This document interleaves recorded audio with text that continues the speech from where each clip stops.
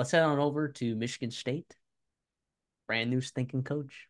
Both schools in Michigan. Brand new stinking coach. Jonathan Smith heads over there from Oregon State. And look, if you haven't checked out our video on that, actually any of these new coaches, uh, we have them in our channel. I think they're pretty informative. I think they're really well done.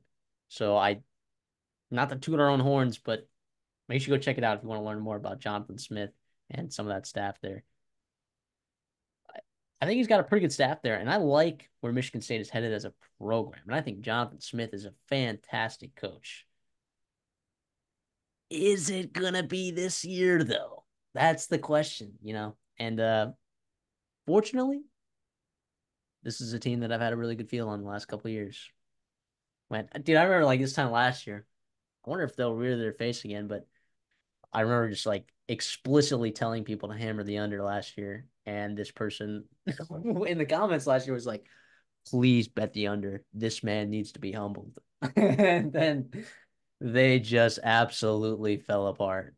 And then the year before, I also took the under as well. So We also had Washington and their spread, the early line on that game. yeah, I remember like in it was July, and I took Washington like minus 16 and a half or whatever it was. Or no, minus 11 and a Four, half, and it, oh it yeah. closed. It closed at like minus 21 or something, or minus 20. It's crazy. Yeah, Oh, this is a team you. that I was absolutely fading the piss out of last year. And I'm gonna be more cautious to fade them, in games. However, in terms of the season outlook, I'm a little bit concerned about some areas of this team. Uh, but I'm not really necessarily concerned about the quarterback position because I think Aiden Childs is a good football player. And I think he will even continue to get better, not just after this 2024 season, but in 2025 and maybe 2026. Yeah, I'm with you. I think he could be. I mean, you might see growing pains, right? But he is exciting. He flashed last year in limited role, and like that staff loves him, and they put him on the field, over DJU at times, right? They bring him over to Michigan State. Huge recruiting win. Huge recruiting win. He's a guy, high four-star kid out of high school, only a true sophomore. Michigan State fans are gonna love watching number two play. Aiden Childs for them. Behind him, and not much to be excited about. Tommy Schuster, I think, comes from North Dakota, I believe. And then whatever behind that. I just think Childs needs to stay healthy and he needs to be good for them to have a chance to make a bowl game. Um, but yeah, I mean, Smith's done a good job there with quarterbacks though for a couple years now. Feel pretty good At about Oregon him. State, oh yeah, Ben Branson was like 7-1 that one year. Yeah. Yeah. And So then DJU took a step forward. Aiden Childs obviously developed well as a freshman. So yeah, Brian Lindgren, what he can do with them, I like a lot. yeah, at the running back spot, you get Nate Carter back. I think he's pretty good.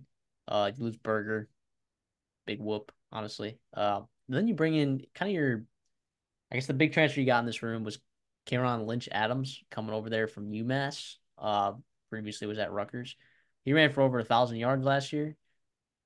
He's a pretty good talent, guys, and he'll find his way to getting carries in this backfield. I don't know if he'll overtake Nate Carter as the season goes on, but I think both of those guys, you can kind of guarantee that they're gonna both get their share of carries. Nate Carter and Cameron Lynch Adams. It's a really nice 1-2 punch there with the staff likes Carter a lot. And obviously you bring in a guy like Lynch Adams. Wasn't there in the spring, right? But he'll be there obviously in summer and fall.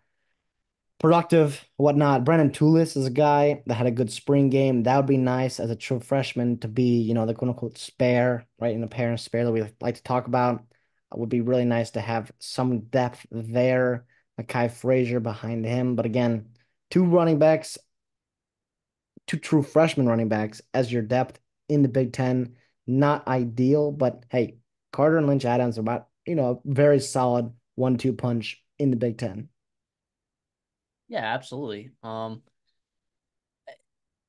think it's an upgrade. I would say that quarterback, running back, tight end. Yeah, probably tight end. Some of the positions that you upgrade on this team for. But let's talk about the wide receivers. Um, Look, Foster Jr., right? He had 500 yards and 73 targets for 3 touchdowns. You get Nick Marsh, who comes in as a true freshman, who, by all accounts, could be really good and a really impactful player as a freshman. That was a gigantic win for them. And to hold on to him was was massive. And Mhm. then you also got Jaron Glover in there as well. I mean, Antonio Gates Jr. is another guy in there. I mean, I'm seeing like a lot of names, but are you seeing superstar? Are you seeing I mean, all Big Ten honorable Nick mention Marsh, guys? future of Nick Marsh, absolutely. I would not be surprised to see him find his way on this postseason list. But yeah, like this room, bunch of guys need to take a step up and improve from last year. You saw the hurt that it was losing a guy like Keon Coleman. You would have loved to have him last year. Montre Foster's kind of thrust in that quarterback or that wide receiver one position. And I don't think he's, a very good wide receiver one in the Big Ten. But yeah, Glover, Antonio Gates Jr., he's a young guy. Isaiah Johnson's a speedy guy that could crack the lineup, but I'm not seeing a ton of difference makers in 2024. But the tight end room, to me, Jack Vealing, that's where you have your difference maker in the passing game. A guy with continuity with Aiden Childs, 400 plus yards, 8 touchdowns there for you. Holy cow. Second team all Pac 12. He was a stud. And I think, Brian Lindgren likes to run multiple tight end sets. So you're not going to be relying on a ton of depth at the wide receiver room, unless injuries hit it, obviously. But in terms of down to down, you're having a lot of tight ends shuffling in and out. To me, that's more concerning, is building the depth in that room. Yes, Um, Brendan 1,000%. Parachek, Tiny Hopper, right? Those guys were hurt in the spring. They need to be healthy and they need to be solid. I think they can be for sure. I think they can. This is an upgrade from last year. Malik Carr was a solid player, but yeah, Velling's a different level of caliber, what tight end. I think so too. On the offensive line, a thing that Michigan State has struggled with just a little bit these last couple years. Look, you bring in an offensive line coach that has, I mean, when you talk about resumes and people that he's developed, like you got an A+ guy there. Is it going to be all put together year one? I don't know about that. I think you have some good pieces. I think Tanner Miller was really solid coming over there, following them from Oregon State. Really nice piece there to kind of anchor yourself there. I don't know about the rest of this room if I'm in love with it. Yeah, I think the patch job that is this offensive line room, Tanner Miller, I think fills a huge void. I think having continuity with him and Aiden Childs is awesome for a young quarterback to have a center that he trusts and that he knows. I think you bring in Luke Newman, that unfortunately the staff is relying on a guy from the FCS to come in and be an impact starter for you. He has guard tackle flexibility. So we'll see what shakes up with the rest of your position battles. But listen, you've got a bunch of young guys that need to step up. Whether it is playing in the starting lineup or providing depth for you, because there's going to be attrition in that offensive line room. I'm looking at a guy like Andrew Dennis, right?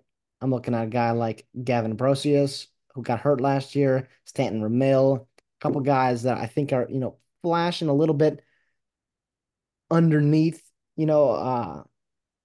in practice. But again, I don't know if the consistency is there down to down. I don't know if they want to rely upon them quite yet in 2024, but I don't know if there's much help in front of them to avoid that. I thought Brandon Baldwin was not good last year. He was bad. So is he going to start there left tackle again? I probably, but we'll see if he gets better. I mean, I will say, and I don't know. it's not just like, I mean, he's not going to be an all Big Ten guy, right? But better coaching, No. better Well, scheme. now that I say that, he probably is. But Yeah, exactly. Better coaching, better scheme, and you're hoping some marginal improvement. And marginal improvement gets you to below average, right? And that's kind of where you want to be, I think, in year one under Jonathan Smith as an offensive line group. And then you can really start taking steps forward in the transfer portal, recruiting, and whatnot. But it sucks that you got a guy like Tanner Miller, and he's going to be carrying a lot of the load And there's only so much a guy like him can do at the center position. Yeah, I don't know. I just thought, Brent Bowman, this is a guy that he's played almost 1,000 snaps Well, that's these past 2 years. I mean, like, and he's a redshirt senior. Like, in his position, he should be as a starting left tackle for Michigan State, being a redshirt senior. He should be better than he is. He could be. He definitely could be better than what I'm making him out to be this upcoming season. But I think that's a big problem. I don't. We haven't seen Aiden Childs in enough volume yet to where we know for sure like how durable is he. I don't know that he's the thickest guy ever. he You know, runs around too. And unfortunately, like this year for Michigan State, it's about building a program, building a culture, and developing Aiden Childs so that his junior and senior year, if he's still around, he can really take steps forward. And if he's hurt, he can't do that.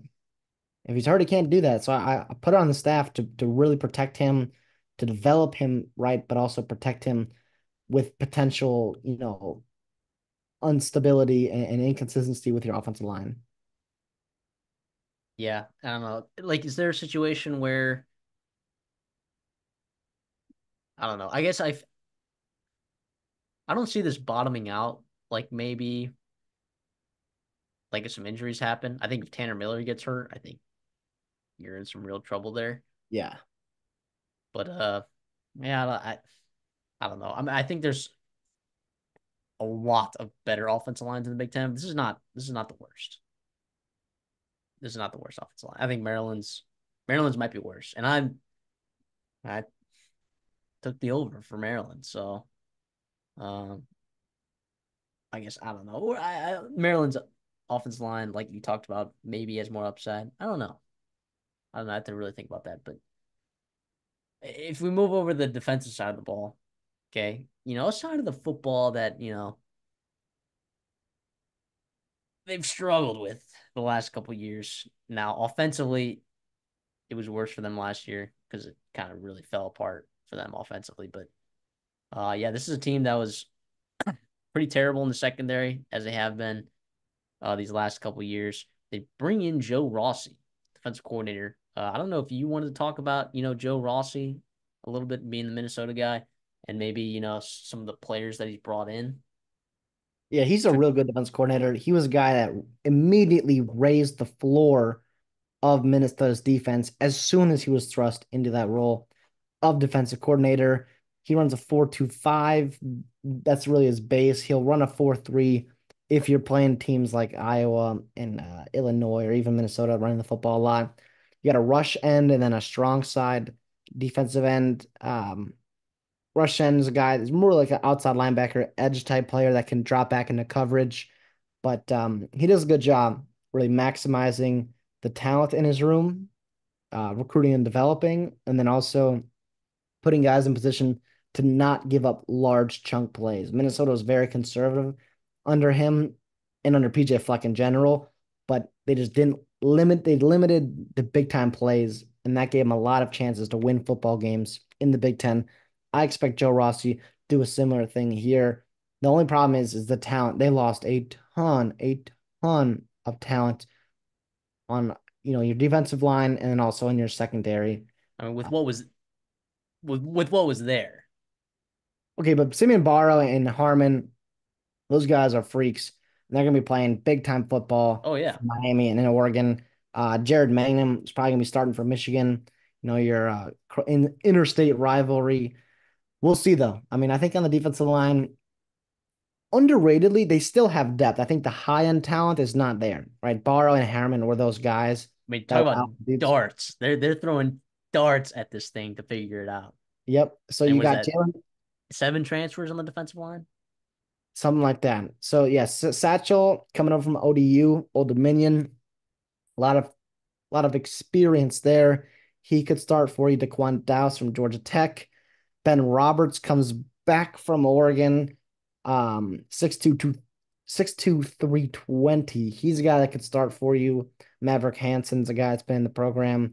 Raquan Buckley coming over from Nebraska behind a really good defensive line there. Doesn't mean he's a bad player because he didn't play a ton there.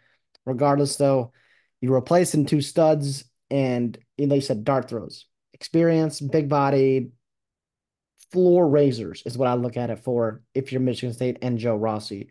And if you're running a 3-3, or I'm sorry, a 4-2-5, they usually like to have one technique and a guy that can really plug the hole, plug the run, and stop teams on first and second down. And that's where you need your big bodies. We'll see if any of these guys can do it. Yeah, I mean, I like the defensive line room. Probably better than these other two groups. Well, linebacker's pretty good. I mean, Cal Halliday. Linebacker, you're set. Yeah, you're pretty set there. But I don't know. I mean, like the rotational guys that you have, to be able to have the ability to send bodies out there, in different looks. I think Joe Ross is going to be able to do a lot because he does a lot of rotating at the defensive line. Historically, am I right in that, or am I wrong? Yeah, they usually have, tiers. It's first and second team, and then if you're really just first and second team. But that's also PJ Fleck. Well, yeah, I guess I don't really see a huge drop off. Like I see a lot of guys that I kind of decently like. So Keep guys fresh. yeah, I'm pretty high on their defensive. I think it can be okay. The linebacking core, you mentioned it. Wayne Matthews coming over from Old Dominion, not even the best linebacker on that team. Oh, that's not a knock on That's not him. even a knock on Wayne Matthews. I think That he's is, pretty dang good. he had Uh, 135 tackles. He's really yeah, good. yeah, It is yeah. a Jason Henderson, no, Jason Anderson. Yep, Jason you Henderson got it. fan club. Yeah, no, we are a Jason Anderson fan club, so that's not even a Wayne Matthews diss. Yeah, and like you said, Cal Halliday, Yep. right? I mean, he had almost 60 tackles last year. He was heavily involved, and then Jordan Turner played significant amount of snaps for Wisconsin last year. So, yeah, I think you get a lot of guys, at least three guys that I think have played significant amounts of football, uh, at a pretty high level. Like Wayne Matthews, yeah, sure, he played Power Five, but like he played at a high level. I'm pretty confident that Wayne Matthews is going to be a pretty decent player. Was he probably going to play Will? Like, Yeah, is Kyle alongside Cal Halliday going to Halliday. start? Do we know that for sure? Yeah, Halliday.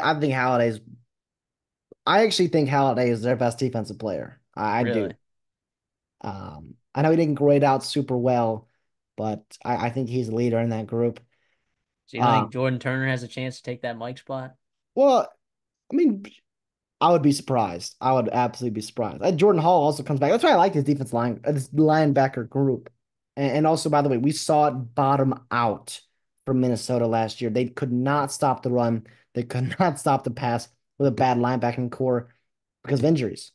Not going to happen with this group. I think you got 4, 5 guys if you count Darius Snow that you feel okay about. Yeah, I mean, I don't know enough about Darius Snow. I think he could be really good. I don't He's a know about veteran guy. He's been there a while. I just about staying healthy for him, I think right. is the problem. But regardless, though, I think again, we talked about the defensive line, just floor raisers and Wayne Matthews, Jordan Turner, right? Like don't bottom out in year one. And that's kind of the goal, I think, for a lot of these first year coaches, but especially a program or Jonathan Smith took over for a program in the shape it was that Michigan State was. It's nice though if you're going to run a 4-3 against uh a team like Iowa. I guess Michigan, probably too. maybe Rutgers, maybe Michigan. Yeah, so it's nice having the bodies in that linebacking room where you can have those multiple looks like you were talking about. Let's go over to the secondary. Maybe maybe a lot of question marks here. Maybe a lot of I'm not feeling so great about this secondary. Listen, Ed Woods was a nice pickup. He was a guy that, Sure, Bama wanted him. sure. He was a nice pickup. No, he was a nice pick. I'm I'm not saying gonna like I'm not knocking the pickup. I'm knocking I'm like Jeremiah Hughes. Is he gonna be a difference maker? not this year. I don't expect him to. Isn't I don't know. We'll see what Angelo Gross, he comes back. He played a ton of snaps last year. It wasn't the best. No. But It was again, pretty not floor good. floor raiser for you. Malik Spencer played a lot of games or a lot of snaps for you last year. Dylan Tatum hoping for a third year jump, replacing a guy like Jaden Mayhem. Chaz Rucker. sophomore jump. I think that's a guy I'm looking at. He struggled last year as a freshman, played almost 600 snaps. But again, we'll see what he can do. Uh, Charles Brantley is in that room as well as a cornerback. Again, the talent and or at least the production in terms of solid, like, not obviously everyone's gonna have tackles, but like solid production, good performance, not quite there in the secondary. But I do think Joe Rossi comes in, he could elevate that. We saw what he did with a couple with safety rooms and cornerbacks of past in Minnesota secondaries. You've seen development happen year over year. So I trust him in the long run, but in year one, also Nakai Martinez, he's a guy from UCF that's played pretty well down there at times. It's gonna be I hate to say it, it's gonna be a tough year, I think, for Michigan State. I really do. I In this secondary, like, here's the thing. And I know I said, I like the pieces on the defensive line, but it, it's not going to matter if you can't get to the quarterback, right? Like, if you can't get to the quarterback and this secondary isn't fixed, like maybe you're hoping it is, like, I don't know, man. Like, you're, I don't know. Maryland is going to throw the ball on you. Boston College, I, not They have that some weapons. Not that Tommy Cassiano should be throwing the ball, but like Bill O'Brien, sure, damn well is going to try. Oregon's going to be chucking the ball. Indiana's going to be chucking the ball. Illinois is going to be chucking the ball. Purdue, maybe. We'll see. I mean, they kind of did a little bit. I mean, Rutgers, whatever. But I just think that the combination of not having good pass rush and potentially not having good secondary could be pretty lethal for that defense. And I could be totally wrong about that. Could be totally wrong about that. Uh, So that's what I'm worried last about year, with that defense. And Joe Rossi has elevated defenses before in the past, so I'm not worried about Joe Rossi's ability to coach. I'm just more so worried about the talent at those two spots, or unfortunately, not two spot. Like the defensive line, I think is pretty decent. I just don't think they're going to be able to. Pass rush is an issue with the the defensive high line. upside there. Yeah. You're hoping young guys to take jumps in key positions. And that is never a good thing to be waiting on. And unfortunately, the reality of the situation is for Michigan State. Last year, though, you played some close games like Iowa. I mean, you were in that game until you weren't. And Cooper DeJean had that kicker or punt return touchdown. And then Rutgers was a close 3-point loss. And those couple of coin flip games, I mean, with better coaching and experience and quarterback play, hoping to turn those, losses into wins, but you also snuck out wins against Nebraska, Indiana on the road. So it kind of comes and goes in the Big Ten, right? You know how it is in the middle of the pack. It is it just what it comes around goes around, right? It's kind of a crapshoot in terms of year by year, week by week. But listen, Michigan State's a team that not long ago, was, in a I was gonna say BCS in a New Year's Six bowl game, right? With all those guys, Peyton Thorne and obviously, Creighton, Kenneth Walker and everyone else there. But then, even 10 years ago or 8 years ago, whatever it was Connor uh, Cook, Connor, you had guys, you were in the Kirk playoffs. Cousins before that. Yeah, Yeah. So Michigan State's it's been a program of success. I think Jonathan Smith is the guy to bring it back to competitiveness in the Big Ten for sure. Year one, no, it's just a tough roster. absolutely. Unfortunately, it's just tough roster. If you look at the schedule, they get FAU week 1, then they go to Maryland. That's not an easy way to kind of ease in there. You get Preview A&M at home week 3. You go to Boston College. Like in your first 4 weeks, you're traveling to Maryland and then to Boston College. I think if you slip up in both those games, I find it hard to find a lot of other wins in other places. You get Ohio State at home, at Oregon, bye week, then Iowa at home, at Michigan. What a stretch. Thank God you have a bye in there somewhere. But Ohio State at Oregon, bye, Iowa at Michigan, brutal. Then you get Indiana at home, which is not a guarantee. Get a bye. You go to Illinois, you get Purdue at home, and then you get Rutgers at home. I see 2 guaranteed wins on the schedule. Yeah. Listen, I actually think, I mean, I know you get Ohio State, Oregon, and Michigan, and even Iowa. Like those are three teams with really high win totals. But there's a lot of winnable games on the schedule still. Indiana, Illinois, Yeah. Purdue. Rutgers, Maryland. Obviously, Boston College out of conference. I like the under here at 4.5. I'm picking up 4.5. I think because you want the juice. yeah, I'll take I'll give you five. I'll give you five because like that's fine. where it is in most places. Because Okay, I'm on it too. I'm on under five as well. I'm I'll not gonna take bet that. it. Yeah, I'm Yeah, known. still got to think about it more. I'll ride with you on that. Listen, the unfortunate part is like Indiana's game at home that you really want to win, but that is after Ohio State, Oregon, bye, Iowa, Michigan, the physical football games that you're going to be just pounded, not necessarily on the scoreboard potentially, but also like just a lot of physicality. And Boston College and Maryland, you mentioned like Boston College it's a winnable out of conference game. Absolutely. But it's also one where like if you lose, Your margin it for error is hurts. zero. It hurts exactly. And it's on the road. Bill O'Brien's year one as well. You know they're going to come out firing for that. We'll Because see. then for over 5.5 to make a bowl game, right? If you beat FAU and beat Prairie View A&M, say you lose to Maryland, right? And you lose to Boston College, you have to find four wins You amongst have, you have to Indiana, go Illinois, 4-0. Purdue, and Rutgers, You got to basically. go 4-0 in November, which, by the way, if you're having to go 4-0 in November, In the that is Big not Ten, a good thing that at is not all. a good thing. November is so tough. It is so long. It's unfortunate. It's unfortunate for sure. But here's the thing. I'll say like I have you winning 4 games. I have you winning 3 games. Then Aiden Childs wins one more game just on what he does. I think he's a special, special talent. To end on a positive note here for you, the future is bright. I think in East Oh yeah. Lansing, I think Aiden Childs is going to be very, very fun to watch. Someone I'm going to be having my eye on for sure. I was hoping that with the new Big Ten schedule, he was going to be coming to Minnesota, but obviously it didn't happen. So I won't get to see him this year, regardless. So it could be tough sledding. How about at Oregon though? Aiden Childs revenge game? No, no, but yeah. Who knows?